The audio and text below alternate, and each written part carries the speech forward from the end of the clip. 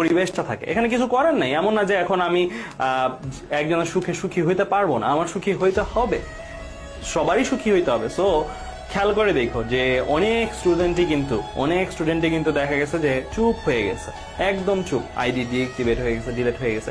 ওদেরকে আমরা দেখতেছি না, মনে হচ্ছে ওদের কোনো অস্তিত্বই নেই, কিন্তু ওরাও কিন্তু মানুষ, ওরাও কিন্তু পড়াশোনা করছিল। সো এই যে এই দিনটা আসার আগে বোঝা যায় না যে সামথিং হ্যাপেন্ড, কিছু একটা হয়ে গেছে অ্যান্ড আমি মিস করেছি। এই দিনটা হবার আগে আসলে এই জিনিসটা বোঝা যায় না।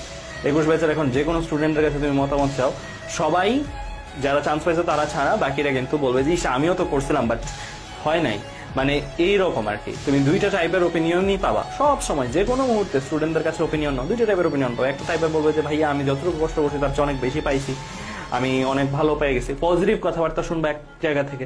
আর একটা টাইপ থেকে শুনবা কি পরিশ্রম করেও কোনো লাভ হয় না বা এরকম হয় না। কিন্তু আসল যে ব্যাপারটা সেটা হচ্ছে যে গাইডেড পরিশ্রমটা দরকার। মানে তুমি পড়তেছো বিচ্ছিন্ন ভাবে, আজকে একটা মনে চাইলো এক পেজ পড়লাম, কালকে আবার মনে চাইলো অন্য বইয়ের আরেক পেজ পড়লাম, এইরকম ভাবে পড়লে হবে না। তোমার টার্গেট নিয়ে শেষ করতে হবে যে ওকে ফাইন, অফার ভাই চিন্ময় ভাইয়ের যে ভিডিওগুলো আছে সবগুলা ভিডিওর সবগুলা ম্যাথ আমি জানি, অ্যান্ড কি লেভেলের জানতে হবে, এরকম লেভেলের, লাইক জাকির নায়ক লেভেলের। জাকির নায়ক স্যার যখন ওই যে বক্তৃতা দেয় বা বিভিন্ন জিনিস বলে তখন বলে না যে এত আয়াতের এত উক্তি থেকে এই জিনিসটা উনি উদ্ধৃত করছে, মানে পুরো বইয়ের প্রত্যেকটা জায়গা মুখস্থ হয়ে গেছে করতে করতে। সো সেম জিনিসটা তোমাদের লাগবে, লাইক তোমাদের বলতে পারতে হবে যে অপার ভাইয়ের 3 নাম্বার ভিডিওতে কয়টা ম্যাথ ছিল, অপার ভাইয়ের 3 নাম্বার ভিডিওতে কি কি ম্যাথ করেছে। মানে এটা এমন না যে বসে বসে মুখস্থ করবা, এটা এতবার করবা সো দ্যাট তোমার মুখস্থ হয়ে গেছে, তোমার জানা হয়ে গেছে। মানে আমি কিছু একটা বলছি সেটা সম্বন্ধে তত কনফিডেন্ট না, কিন্তু তুমি কনফিডেন্ট আমার চেয়ে বেশি। ভাই আপনি ওই ভিডিওর এত সময় এই জিনিসটা বলছেন, আমিও হয়তো ভুলে যাবো বাট তুমি মনে থাকবে।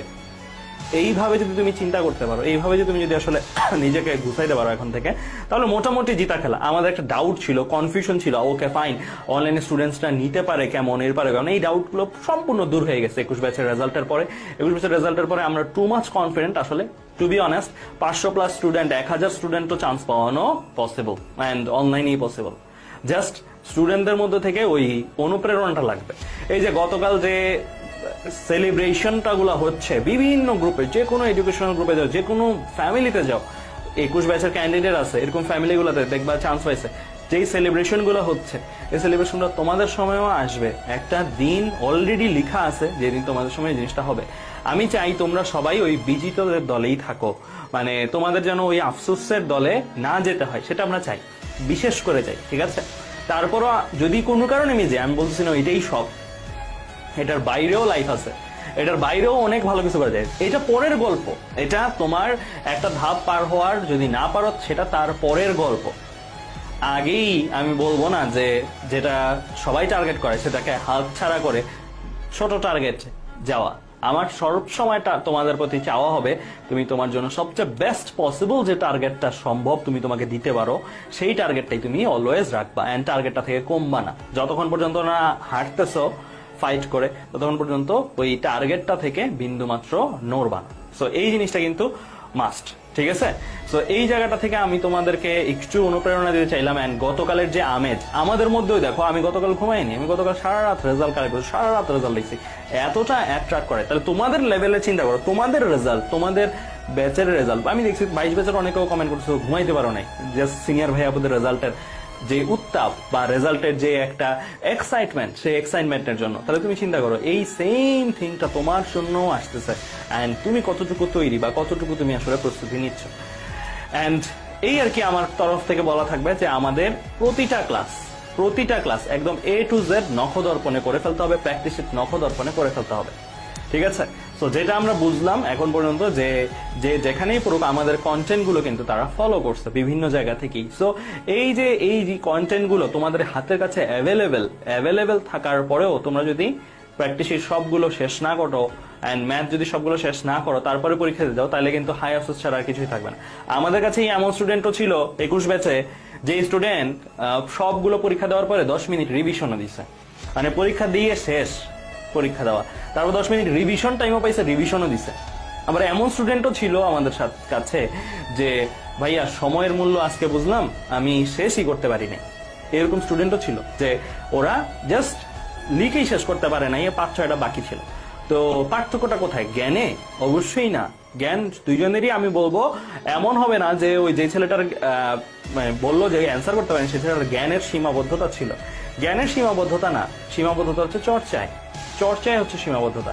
তো ওই সীমাবদ্ধতার কারণে দেখা যাচ্ছে একটা ম্যাথ কেউ 100 বার করলো, তার যে অ্যাকুরেসি এবং তার যে স্পিড থাকবে ওই ম্যাথে, 100 বার না হলেও 20 বার করলো, আর আরেকজন একটা ম্যাথ হয়তো একবার একটু দেখে গেছে, তার জন্য ওই সেম ম্যাথটা পারফর্ম করতে অবশ্যই বেশি টাইম লাগবে। অ্যান্ড এই জিনিসটা আসলে একটা ক্যাপাসিটি, তোমার মধ্যে একটা ক্যাপাসিটি গ্রো করবে। তুমি এমন না ম্যাথ কমন পাইতে হবে, ম্যাথ কমন পাইলা না, বাট তুমি এই যে বারবার করছো, বারবার করার ফলে তোমার মধ্যে একটা সলভিং ক্যাপাসিটি গ্রো করবে। ওই ক্যাপাসিটিটার ফলে তোমার একটা আননোন ম্যাথও যদি আসে, তুমি দেখবা অনেক ফাস্ট থিঙ্ক করতে পারতেছো, লজিক্যাল থিঙ্ক করতে পারতেছো। থিঙ্কিংটা কিন্তু একটা প্রসেস, মানে তুমি কত ফাস্ট থিঙ্ক করতে পারো এটা কিন্তু একটা প্রসেস। এটা কিন্তু আমি বলবো না যে একটা কারো ক্ষেত্রে জন্মগত আছে, কারো ক্ষেত্রে নাই। Fast thinking is a process আমার কাছে। সো এই প্রসেসটা তুমি কতটুকু মাস্টার হইছো বা কতটুকু তুমি অ্যাডপ্ট করছো বা কতটুকু প্র্যাকটিস করছো আগে, সেটার সাথে ডিরেক্টলি রিলেটেড।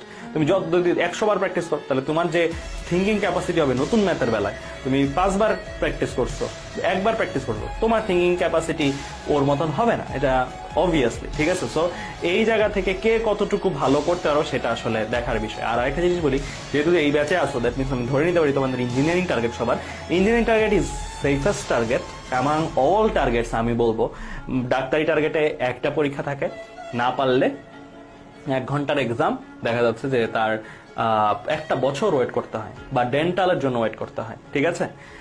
আর কোনো নাই কিন্তু অপশন, সেম প্রিপারেশনে আর কোনো অপশন নাই। এরপর আমি যদি আসি ইঞ্জিনিয়ারিং কিন্তু দেখো তুমি ভার্সিটিতেও একটা অ্যাডভান্টেজ পাবে। এবার ভার্সিটির রেজাল্টটা দেখে, 4 দিন পরে ভার্সিটির রেজাল্টটা না, আমি এতটুকু বলতে পারি, আমাদের স্টুডেন্টসরা বুয়েটে যতটুকু চান্স পাইছে তার চেয়ে বেশি ভার্সিটিতে পাবে, 100%, নো ডাউট অ্যাবাউট ইট। কেন? কারণ ইঞ্জিনিয়ারিং প্রিপারেশন ডাক্তারিটা, ভার্সিটিটা অলমোস্ট, মানে প্রশ্ন যদি যে লেভেলের প্রশ্ন হচ্ছে, প্রশ্ন যদি একটু এরকম হয়, তাহলে অলমোস্ট জিতা খেলা। মানে দেখবা যে অনেক ভাইয়া আপুরাই হয়তো 21 ব্যাচে আমাদের চান্স পায় নাই বুয়েটে গতকাল রাতে, কিন্তু আমি ওদের নিয়েও আশাবাদী ওরা ঢাকা ভার্সিটিতে পেয়ে যাবে আরামসে। কারণ ঢাকা ইউনিভার্সিটির গেমটাই এরকম যে বুয়েটে যারা টপ 20 বা টপে থাকে, বা টপে না, জাস্ট চান্স পাইছে, তাদের জন্য ঢাকা ইউনিভার্সিটির অলমোস্ট, মানে সে যেই নলেজ গ্রো করে, সে যদি বায়োলজিটি জাস্ট একটু রিভাইজ করে যায়, সে যদি ম্যাসিভ ভুল না করে, পরীক্ষায় সেট কোডের ভুল বা এইসব ভুল না করে, তাহলে তার চান্স মোটামুটি ঢাকা ইউনিভার্সিটিতে হয়ে গেছে বলতে পারি আমরা। তো এই জিনিসটা আমরা বছর দেখতেছি, বছরের এক্সপিরিয়েন্সের আলোকে বলছে, আমার ক্ষেত্রে হয়েছে, চিন্ময়ের ক্ষেত্রে হয়েছে, সবার ক্ষেত্রে হয়েছে। তো এই জায়গাটা থেকে আমার তোমাদের প্রতি বলা থাকবে যে ঢাকা ইউনিভার্সিটি বলো বা, মানে প্রিপারেশন কিন্তু দিন শেষে একটাই, মানে এমন না যে তুমি ঢাকা ইউনিভার্সিটির জন্য পড়ো নাই, ঢাকা ইউনিভার্সিটি চান্স পাবে কিনা। গতকাল দেখছো কিনা আমাদের লাইফটা কেউ, যে ওখানে কিন্তু অনেকেই বলতেছিল ভাই আমি অমুক মেডিকেলও পাইছি, আমি তো অমুক মেডিকেলও পাইছি, তো ওরা কোনো কেউ মেডিকেলের জন্য পড়েই নেই, জাস্ট হয়তো বায়োলজি একটু পড়ছিল, দ্যাটস ইট। বাট মেডিকেলের জন্য ডাইহার্ড প্রিপারেশন নেয়নি, তারপরও কিন্তু হয়েছে, রাইট? সো ইঞ্জিনিয়ারিং প্রিপারেশন থেকে এটা টু মাচ কমন থিং, যে ইঞ্জিনিয়ারিং প্রিপারেশন নিছে, ইঞ্জিনিয়ারিং হয়েছে, অ্যান্ড অলসো সাইড যত কিছু আছে সবকিছুতেও হয়েছে। এই জিনিসটা খুবই কমন, হ্যাঁ? তো আমার সাজেশন হচ্ছে, যেহেতু ইঞ্জিনিয়ারিং মাইন্ডসেট তোমরা করছো, দ্যাটস ওয়াই এই গ্রুপে আসো, অ্যান্ড এখন বাকি রইলো জাস্ট প্রিপারেশন পার্টটা, হার্ডেস্ট পার্ট আমি এটা বলবো, প্রিপারেশন পার্ট। এই পার্টটা যদি কেউ অবহেলা করো, তাহলে সে ওই যে এত ফ্যাসিলিটি পাওয়া সত্ত্বেও কি, মানে আফসোস করবা, লিটারালি আফসোস হবে। অ্যান্ড গতকাল আমি একটা ইনসিডেন্ট শেয়ার করি, 21 ব্যাচে আমাদের যারা ছিল গ্রুপটার মধ্যে, অনেকেই গ্রুপ লিভ কোর্স আমাদেরকে বলছে, ভাইয়া আমি পারতেছি না গ্রুপটাতে থাকতে, এরকম করে বলছে যে ভাইয়া আমি মানে মন শক্ত রাখতে পারতেছি না এই গ্রুপটাতে থাকে। কেন? কারণ সবাই চান্স পাচ্ছে, সবাই বলতেছে আলহামদুলিল্লাহ এততম ভাইয়া এত সাবজেক্ট, এই আবার অনেকে পোস্ট দিচ্ছে এরকম যে বুয়েটের ট্রিপলিতে যারা আছো তারা এই মেসেঞ্জার গ্রুপ খুলেছি তাদেরকে নিয়ে, তারা আমাকে নক দাও, বায়োমেডিকেলে যারা আছে তারা নক দাও, সিভিলে যারা আছে তারা নক দাও, এরকম করে ওরা নিজেরা সাবজেক্ট ওয়াইজ ইউনাইটেড হচ্ছে আলাদা ভাবে। অ্যান্ড আমাদের আল্লাহর রহমতে কমিউনিটি এত স্ট্রং, আমাদের থেকে এতজন চান্স পাইছে যে আমাদের এমন হচ্ছে না যে কেউ একটা ডিপার্টমেন্টে একা চান্স পাইছে আমাদের থেকে, এমন হয়েছে যে একটা ডিপার্টমেন্টে আমাদের থেকে 10 জন, একটা ডিপার্টমেন্টে আমাদের থেকে 45 জন, একটা ডিপার্টমেন্টে আমাদের থেকে 20 জন, এরকম করে ভর্তি হচ্ছে। দ্যাট মিনস ওরা আগে থেকেই আমাদের কাছে পড়ছে, অ্যান্ড ওরা বুয়েটেও একসাথে পড়বে। এটা আমি বলবো আনবিলিভেবল একটা জিনিস। But on the other hand এটাও চিন্তা করো, তুমি যদি তুমি চান্স পাওয়াদের দলে না হও, অ্যান্ড তুমি এই জিনিসগুলো দেখো, ধরো এই গ্রুপটাই, এই যে এখন যে গ্রুপটা আছে এই গ্রুপটাই যেটাতে ক্লাস নিচ্ছি, এই গ্রুপটাই একটা সময় পরে, আজকে থেকে বেশি দূরে না, কয়েকটা মাস পরে জাস্ট ছেয়ে যাবে, আমি এততম, আমি এততম, আমি এততম, কয়জন চান্স পেয়েছে, এতজন চান্স পেয়েছে, আমরাও তাদেরকে নিয়ে ব্যস্ত হয়ে যাব। তখন তুমি যদি চান্সটা না পাও, তুমি চিন্তা করো যে ওই টাইম মোমেন্টটাতে তোমার কতটা লোনলি লাগবে। মানে চারপাশে সবাই আছে, তারপরে মনে হবে তুমি সব থেকে একা মানুষ পৃথিবীর, কারণ তোমাকে নিয়ে কেউ কথা বলতেছে না, তোমাকে নিয়ে কেউ জানতে চাচ্ছে না। সো আমি চাই না যে ওই মোমেন্টটার কেউ শিকার হওয়া। এটা কিন্তু উদ্দেশ্য প্রণোদিত না, এমন না যে এখন আমরা সব সেলিব্রেশন অফ করে রাখতে পারবো, কারণ অবভিয়াসলি যারা চান্স পাইছে, অনেকে ভাবতে পারে যে হ্যাঁ যারা চান্স হয়েছে তাদের সেলিব্রেশনটা বন্ধ রাখলেই তো পারে। তাহলে তো ভাই কারো কোনো সময়ই সেলিব্রেট করা উচিত না, কারণ যে সময় কেউ একজন জন্মগ্রহণ করতেছে সেই সময় থেকে একজন মৃত্যুবরণ করতেছে, তাহলে যে জন্মগ্রহণ করতেছে তার জন্য তো খুশি কেউ হইতে পারবে না, রাইট? সো এই জিনিসটা দুনিয়ার নিয়ম, একটা জায়গায় বাঁশি বাজতে থাকবে, একটা জায়গায় আগুন জ্বলতে থাকবে, এটা দুনিয়ার নিয়ম। সো এখন এই জায়গাটা থেকে আমার সাজেশন হবে যে ওইটা সলিউশন না, গ্রুপে সেলিব্রেট করো না, গ্রুপে জানাইও না, তোমরা গ্রুপে পোস্ট দিও না তোমরা চান্স পাইছো, যে এটা সলিউশন না। সলিউশন কি? সলিউশন হচ্ছে তোমার ওই দলটাতে ঢুকতে হবে, এটাই সলিউশন, এর বাইরে সলিউশন নাই। অনেকে তখন লেফট করবে, বাট লেফট করলে এটাও সলিউশন না, কারণ সে আসলে কতটুকু কোথা থেকে লিভ করবে, সে কি পৃথিবী থেকে লিভ করবে? মানে তার সোসাইটি নিয়ে চলতে হবে। অ্যান্ড হ্যাঁ, তার তখন নতুন ভাবে বাঁচতে হবে, নতুন ভাবে বাঁচার শক্তিটা লাগবে, অ্যান্ড সেটাও আমরা যোগাবো অবভিয়াসলি অনেক ডিফারেন্ট নোট। হয়তো বুয়েট এক্সাম শেষ হয়ে যাবে, তারপরে যখন তোমাদের সাথে কেউ চান্স পাবো না, তাদের সাথে আমরা একটা আলাদা সেমিনার, আলাদাভাবে তাদের জন্য বেস্ট পার্ট গুলো দেখাই দিব যে এই জিনিসগুলো তোমরা করো।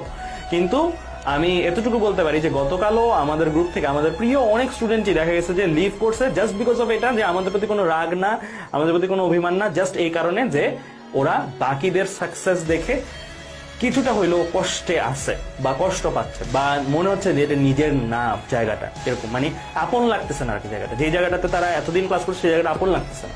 তো এই জিনিসটা খুবই প্যাথেটিক একটা ফিলিংস। অ্যান্ড এই জিনিসটা যদি তোমাদের মধ্যে কারো হয় তাহলে তোমরা আসলে বুঝবা। এই জিনিসটা আসলে কখনো এক্সপিরিয়েন্স না করার আগে জীবনেও বুঝবা না, যতই বলি না কেন। এটা ওইরকম হবে আর কি, যে এই ফলটা অনেক মজার, আমি খাইছি, তোমরা খাইলে বুঝতে পারবা। যতক্ষণ পর্যন্ত নিজে না খাবো ততক্ষণ পর্যন্ত ওই জিনিসটার স্বাদটা অনুভব করতে পারবা না আর কি।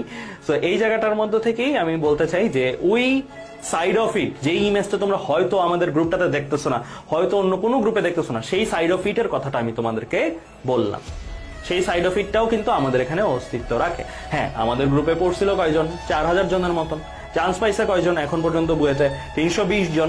তাহলে দেখো সাফল্য আর কোনো কারণে পা পিছলে যাওয়ার হার কতটুকু, সাফল্যের হার কতটুকু। 320 ডিভাইডেড বাই 4000 দাও, তারপরে দেখো কতটুকু। খুব বেশি বড় পার্সেন্টেজ না কিন্তু, রাইট? দ্যাট মিনস বোঝা যাচ্ছে যে একটা বড় জনগোষ্ঠী কিন্তু সাইলেন্ট থাকতে হচ্ছে পরিস্থিতির চাপে, কিছু বলতেও পারতেছে না, কিছু সহ্য করতে পারতেছে না। তো এই গ্রুপেও যে এটার চেয়ে ব্যতিক্রম হবে তা না। আমি চাইলেও হয়তো সবাইকে বুয়েটে চান্স হবে, হ্যাঁ এতটুকু বলতে পারি, এই গ্রুপের সবার চান্স হবে, কুয়েট, রুয়েট, চুয়েট, সাস সবকিছু মিলাই চান্স হবে, এতটুকু বলতে পারি, যদি হচ্ছে সবাই ডেডিকেটেডলি পড়ে। বাট আমি এতটুকু বলে দিতে পারবো এখন থেকে যে বুয়েটে সবার হবে না, বা এটা পসিবল না আর কি, বুয়েটে সবার হবে না, কিছু পার্সেন্টেজের হবে। লাইক ধরো 30% বা 40% বা 50%, এখন 2000 জন আছি, 40% যদি হয় আমরা 500 প্লাস টার্গেট করতে পারি। তো 500 প্লাস ধরলেও বাকিদের বাদ দিলে দেখো কত বড় একটা অংশ বাদ চলে যাচ্ছে।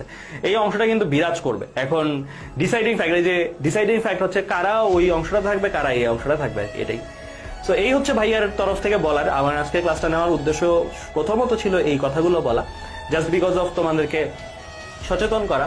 আজকে থেকে 6, 7, 8 বড় জোর এই কয়েক মাস পরে আসলে তোমাদের সেই মোমেন্ট গুলো তোমরা শেয়ার করবা, প্রতি ব্যাচেই